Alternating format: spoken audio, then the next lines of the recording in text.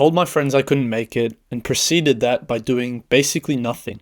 I went to the gym, I read my book, smoked a cigarette, and stood outside longer than the cigarette itself actually lasted, because going back inside to my house meant the night was moving forwards, and I did not want the night to move forwards, but instead wanted it to stay exactly where it was. And exactly where it was nowhere, which to me was perfectly fine.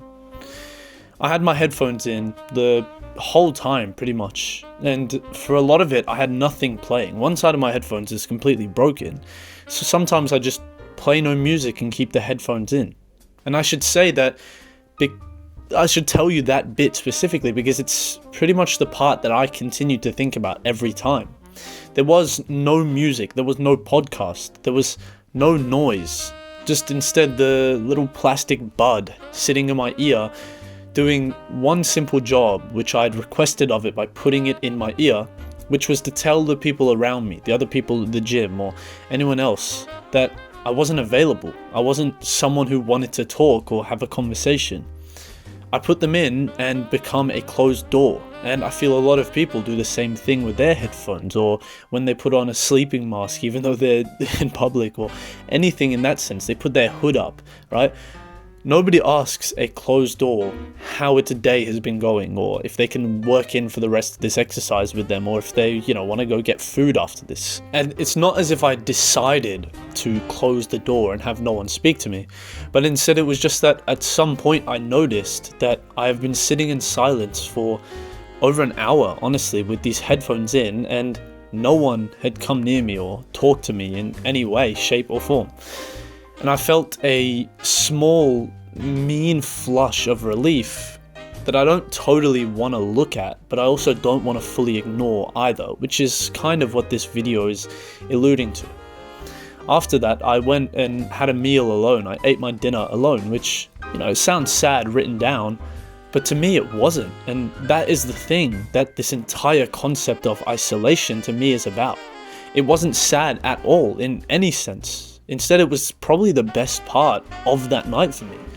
There was nobody to perform the meal with, nobody to make jokes with or laugh about while trying to eat my food or anything. Instead, I just journaled, and there was nobody watching me, making me myself decide what to order or how to eat or how quickly to eat or what to drink, etc., right? All I did was read and journal and enjoy the meal. And journaling to me feels like just talking to myself, but with handwriting, and I like that personally for the same reason that I like the empty bedroom or the empty room that someone may live in, because the empty room asks nothing of you as you walk in. A messy room asks you, why is this room messy? Why have you not cleaned it? But the empty room simply sits there and lets you be whatever you want to be in that day without needing to become the best version of it. A room with no furniture, a room with nothing inside, is not the best version of anything else. However, a room with a really nice bed and everything else really shit, shit decorations, that's a really nice room to sleep in.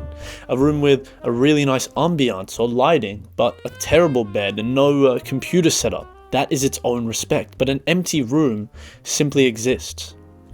And the feeling of that empty room made me feel free.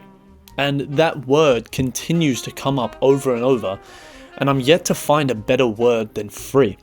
It is not feeling happy in a sense, but instead it's freer than being happy.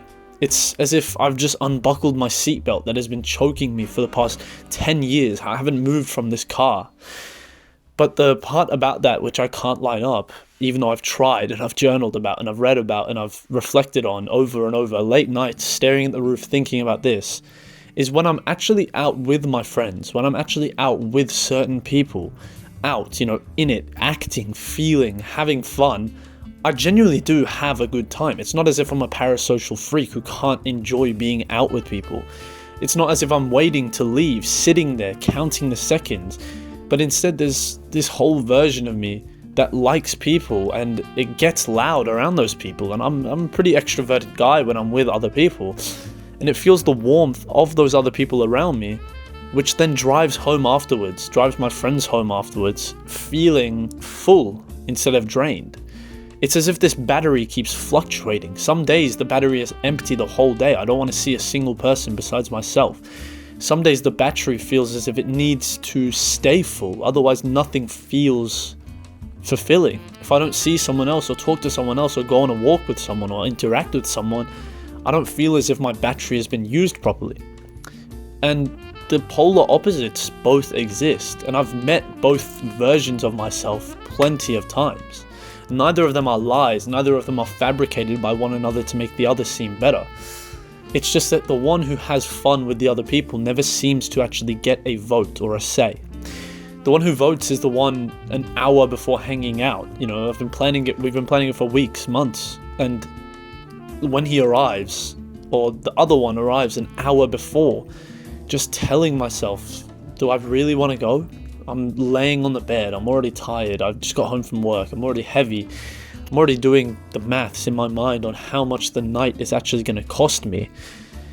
And it's strange because nothing has actually happened yet.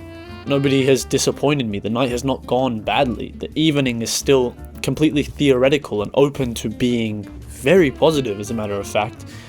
Yet I'm already exhausted by it, and I'm turning it down in my body and soul before my mind has even weighed in the factor of enjoyment or not. And by the time my mind does weigh in, or input its own opinion, it just agrees with the tiredness, because the tiredness arrived first, and first come first serve in this world, right? So which version of myself? Who am I actually supposed to believe? Am I supposed to believe the one who has a good time, or instead the one who cannot stand the thought of the good time? The one who cannot comprehend the idea that I'm just going out with friends. It doesn't have to be committed. I don't have to sacrifice my soul for it. There's no dread to it. There's no dread to going out. And both of those versions are actually me. And because they are both me, somehow I feel bewildered when one of them only seems to be holding the pen. Only one of them gets the full power of the democracy, while the other just sits behind and pilots the other's choices. It's not that I think being alone is easier. It may be to some people, but I don't think that's it. Or at least not the whole story. I just think the fact that being alone doesn't have the before. There's no, again, existential dread in standing in the doorway of an empty evening. The empty evening asks nothing in advance of the person who needs to step through that door. The empty evening doesn't make you show up to work and pay tax on your income on Tuesday for something happening on Friday. People do that. The people you choose to hang out with, even the ones you love, even the ones I love, and especially maybe them. And it's as if they come with a whole invisible fee that gets charged in the imagining of the situation way ahead of actually going out with them. And then once I actually arrive and fulfill what it is they want me to do, or just hang out with someone, it turns out the room was fine, the fee was fake, and everything was alright. I paid all that dread for nothing. I paid all that stress and anxiety just because I thought it wouldn't go well. And maybe that's the whole concept. Maybe I don't actually love solitude. Maybe I just have gotten very good at avoiding the part before the solitude. And the only reliable way to avoid the part before is not to, well, I guess it's just to not go. It's to make an excuse and avoid it. It's just to end up not going at all. And the way to not go is to text them something vague that you then sit in a gym with, and dead headphones in, nothing playing, feeling like you got away with something unnameable. It's like it's telling them, sorry, I fell asleep, or my bad, my phone was dead and I couldn't see the text, or oh, my mum needs me to do something, blah blah blah. And then going and doing nothing with that time you saved, right? I don't know what it is that I'm actually getting away from when I avoid the night. I don't know what I'm avoiding, right? The night probably would have been fun. The time spent with those friends that you build genuine connections with would have been real. They usually are. They tend to be pretty fucking good, right? That's why we continue to go. I know that fact. I'm aware of that fact. And it comes up in my mind every single time I avoid that fact. And yet it still doesn't move anything by an inch. It still doesn't allow the fun, enjoying version or side of me to take over and reason with my own mind.